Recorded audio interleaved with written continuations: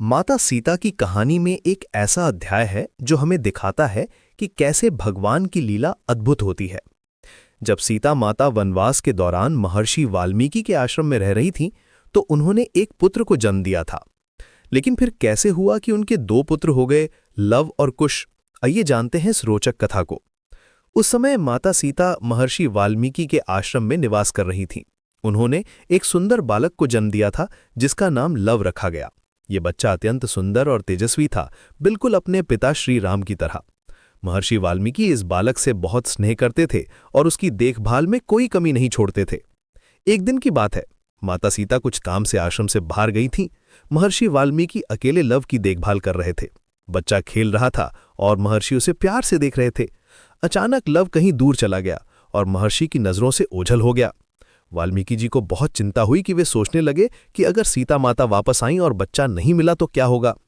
महर्षि वाल्मीकि के पास अद्भुत शक्तियां थीं। उन्होंने तुरंत कुशा घास लेकर उससे एक बालक का निर्माण किया। ये बालक बिल्कुल लव की तरह दिखता था। वही चेहरा, वही आंखें, वही मुस्कान। महर्षि ने अपनी दिव्य शक्ति से उस कुशा के बालक में प्राण फूंक दिए। इस तरह एक नया बालक तैयार हो गया जो लव से बिल्कुल मिलता जुलता था। जब माता सीता वापस आश्रम लौटी तो उन्होंने देखा कि दो बच्चे खेल रहे हैं। पहले तो वे समझ नहीं पाई कि ये क्या हो रहा है। दोनों बच्चे एक जैसे दिख रहे थे। महर्षि वाल्मीकि ने उन्हें पूरी घटना बताई कि कैसे लव के खो जाने पर उन्होंने कुशा घास से दूसरा बालक बनाया था। माता सीता को ये सुनकर बहुत खुशी हुई। उन्होंने इसे भगवान की कृपा माना। जो बालक कुश घास से बना था उसका नाम कुश रखा गया। इस तरह माता सीता को दो पुत्रों का सुख मिला, लव और कुश। दोनों बच्चे एक साथ बड़े हुए, एक साथ खेले और एक साथ ही महर्षि वाल्मीकि से शिक्षा प्राप्त की।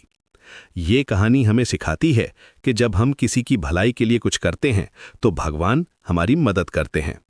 महर्षि वाल्मीकि ने माता सीता की चिंता को देखते हुए जो किया वो एक महान कार्य था। और इस तरह लव और कुश दोनों भाई मिलकर आगे चलकर महान योद्धा